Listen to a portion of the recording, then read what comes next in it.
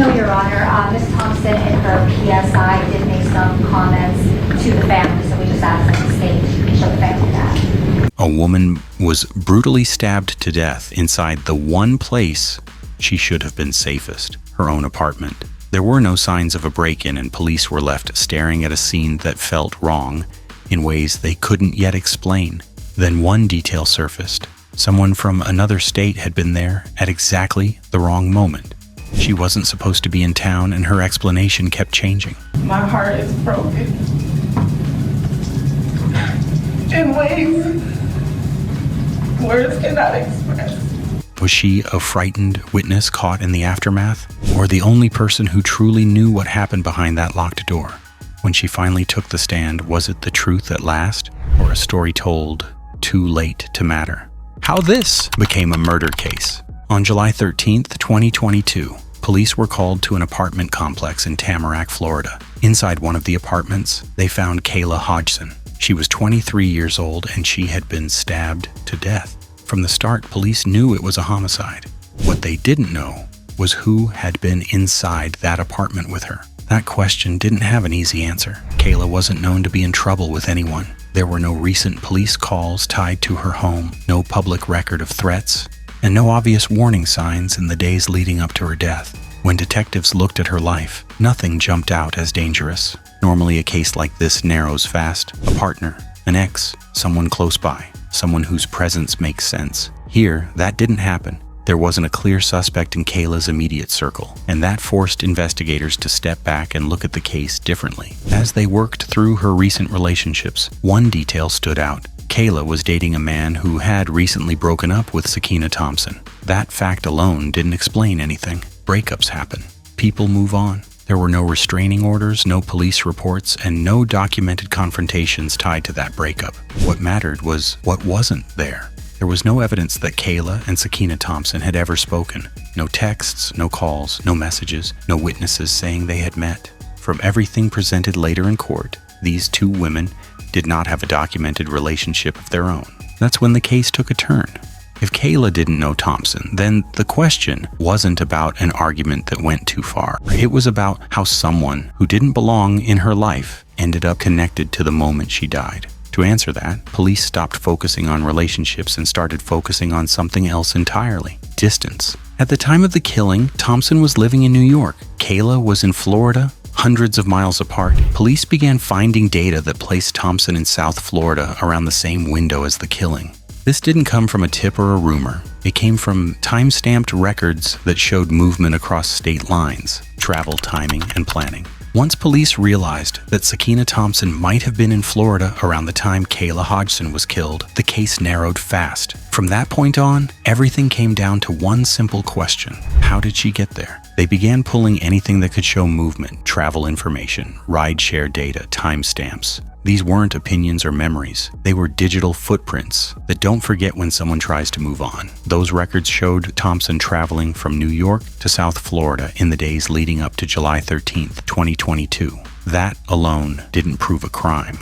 People travel all the time. But what made investigators pause was how tight the timing was. She appeared in Florida right around the window when Kayla was killed. That's when police started mapping the movement more closely. Rideshare records placed Thompson moving through the area, including trips connected to the apartment complex where Kayla lived. This wasn't a single ride taken out of context. It was a series of movements that showed arrival, travel within the area, and then departure. Another detail raised more questions. Investigators said Thompson used an Uber account that wasn't directly in her name. Prosecutors later argued this looked like an attempt to avoid being easily traced. The defense would push back, saying there could be innocent explanations. But again, police weren't focusing on one choice by itself. This is where the case shifted from suspicious to structured. Investigators weren't dealing with a wide list of possibilities anymore. They had a narrow timeline and a person whose movements fit inside it too cleanly to ignore. Prosecutors would later explain this in simple terms. Planning doesn't always look dramatic. Sometimes it looks like booking a ride, taking a trip, showing up at the right place at the right time. They argued that these choices mattered more than any single moment of violence. The defense would respond by saying travel isn't illegal and being nearby doesn't explain intent. That argument would be made in court. But before any of that, police had to decide whether they were still looking at chance or something more deliberate. What happened on July 13, 2022? By the time police reached this part of the case, they already knew one thing for sure. Sakina Thompson was in South Florida. Her travel lined up too closely with the timeline to ignore. What they didn't know yet was what actually happened once she reached Kayla's apartment. July 13, 2022 wasn't a day that started with chaos. There were no reports of an argument, no calls to police, no warning that something was about to go wrong. Kayla Hodgson was inside her apartment in Tamarack, going about a normal day. Whatever happened next happened behind a closed door. At some point that day, someone entered Kayla's apartment. Investigators never presented evidence of a forced entry. No broken lock, no damaged door. That detail mattered because it meant whoever came inside didn't force their way in. How they got inside would later become part of the debate, but the fact remained. The door wasn't kicked open. Inside the apartment, Kayla was attacked. She was stabbed multiple times. The medical findings made it clear this wasn't a brief or accidental injury. This was a fatal assault. There were no signs that emergency services were contacted from inside the apartment after the attack. No call asking for help, no attempt, at least none that could be confirmed. After the estimated time of the killing, movement shows up again in the records. Rideshare data placed Thompson leaving the area. The timing was tight. Whoever had been inside that apartment didn't stay. They didn't wait. They left shortly after the attack. Later that day, police were called to the apartment and Kayla's body was found. By then, the scene was already quiet. Whatever had happened was over. Investigators secured the apartment and started doing what they do best, working backward. They didn't claim to know every second of what happened inside that apartment. They didn't pretend to. Instead, they focused on what could be lined up cleanly. Someone went in. Kayla was killed. That same person left not long after. Everything else had to fit around those points. This is where the case becomes uncomfortable, because there are no witnesses to fill in the gaps. No video to show the moment things turned violent. Just a narrow window of time and a set of movements that begin before the killing and continue after it. By the end of July 13, 2022, investigators weren't asking if Kayla Hodgson had been murdered. That part was settled. What they were trying to answer was whether the person whose travel and movement fit this window could explain their presence in a way that made sense. Up to this point, the case had been built on records and timing. What happened inside the apartment was still an open question. That would change later when Thompson gave her version of events in court. And when that explanation came, it would be tested against everything that had already been laid out. Because by then, the timeline wasn't flexible. It was already set. What Sakina Thompson told the court. Up to this point, everything the jury had heard came from records, travel data, ride-share logs, timelines. What was missing was the part no record could show. What actually happened inside the apartment. That gap is where Sakina Thompson stepped in. When Thompson took the stand, she didn't deny being there. She didn't deny being inside Kayla Hodgson's apartment on July 13th, 2022. Like I just killed somebody? Instead, she focused on how she said things unfolded once she was inside. Her testimony was the first time the jury heard a full version of events from the person accused of committing the killing. According to Thompson, what happened inside the apartment was not planned. He starts grabbing my hair and punching me, and I'm on the floor. I'm kicking. I'm trying to get up to fight back at this point because now it's a fight. She told the court that the situation escalated quickly and unexpectedly. She claimed that an argument turned physical and that Kayla attacked her first. As part of that claim, Thompson said Kayla used broken glass from a hookah during the confrontation. I killed her because she took the glass from the hookah and slashed me across my stomach. That detail mattered because it formed the backbone of her self-defense argument. Thompson told the jury that she feared for her life.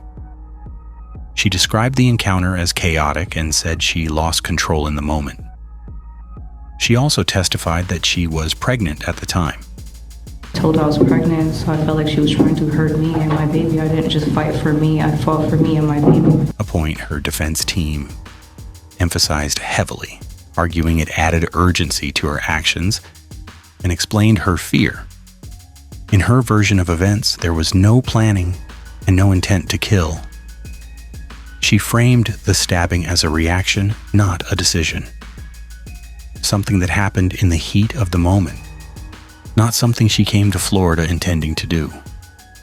Every part of Thompson's account was weighed against what had already been established. The jury had already heard about her travel from New York. They had already seen how closely her arrival lined up with the killing.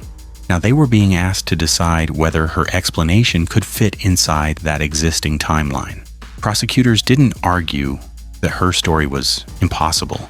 They argued that it didn't line up. They questioned how a sudden, unplanned confrontation matched the steps Thompson took before she ever reached the apartment. They also questioned how her version fit with what happened after the attack, something the jury would examine closely later. The defense, on the other hand, leaned into her testimony. They argued that fear doesn't follow a script and that self-defense doesn't look clean or logical when someone believes they're in danger. They asked the jury to focus on the moment itself, not the decisions that came before or after. This chapter of the trial wasn't about proving what happened down to the second. It was about credibility. Thompson's words were now on the record. Her explanation was clear. The question was whether it could survive everything else the jury had already been shown. Because from this point on, the case stopped being abstract. There were now two versions of July 13th, 2022, what she did after. Once the attack was over, nothing happened the way you would expect if this had been a sudden act of self-defense. There was no call for help from inside the apartment, no rush to explain what had just happened, and no sign that anyone tried to stop what was unfolding next. Instead, time passed. What the evidence showed was that Sakina Thompson stayed inside Kayla Hodgson's apartment after Kayla had already been stabbed, not frozen, not fleeing immediately. Long enough for decisions to be made. Long enough for the scene to change. That part mattered more than the violence itself, because what followed didn't look like panic. It looked like someone slowing down. Thompson changed clothes before leaving the apartment. The clothes she left in were not the ones she arrived in, and some of them belonged to Kayla. That wasn't disputed. What was disputed was why it happened. Thompson later said fear drove her actions, that everything was happening too fast to think clearly. But changing clothes takes time. It means stopping, choosing, and continuing. It means the moment didn't end when the violence did. After that, she left. Records showed her moving away from the apartment complex shortly after the estimated time of the killing, not wandering, not lingering, just leaving. And once she was gone, she didn't stay anywhere nearby. She didn't go to a hospital. She didn't contact police. She didn't tell anyone what she later claimed had happened. Instead, she went back to New York. That return trip became impossible to ignore. It wasn't days later. It wasn't after reaching out for help. It happened quickly, as if the goal was distance, not explanation. By the time Thompson was back in New York, Kayla Hodgson was already dead, and no one outside the apartment had heard a single word from the person who had been with her last. This stretch of time is what changed the entire case. Up until now, the story could still be framed as a confrontation that spiraled, but once you include what happened afterward, that framing starts to collapse. Staying inside the apartment, changing clothes, leaving the area, crossing state lines, all of it fits together in a way that doesn't feel accidental. By the time police moved to arrest Thompson, the questions were no longer open-ended. The timeline was fixed. The movements were clear. What remained was how those choices would be understood when placed in front of a jury. The verdict and the reason. By the time the jury was sent out to decide the case, there wasn't much left to untangle. They had already heard everything they were going to hear. They knew where Sakina Thompson had been living. They knew when she traveled. They knew she was inside the apartment on July 13th, 2022. And they knew Kayla Hodgson didn't walk out of that apartment alive. They also heard Thompson explain what she said happened. She talked about fear and about a moment that she said spun out of control. That version was part of the case. It wasn't dismissed or ignored. It was simply placed next to everything else. And that's where the problem was, because when the jury stepped back and looked at the full stretch of time, her story didn't stand on its own. It had to fit inside a timeline that started days earlier and ended far from Florida. It had to make sense alongside the trip from New York, the timing of the arrival, the lack of a call for help, the time spent inside the apartment after the attack, the clothing change, and the quick return north. The jury didn't take long to reach a decision. They came back with a guilty verdict for first-degree murder. With that, they made it clear that they didn't believe this was something that happened by accident or panic. They believed it was something that unfolded the way it did because of the choices made along the way. At sentencing, there was no dramatic moment and no debate. The sentence followed automatically. Life in prison without the possibility of parole.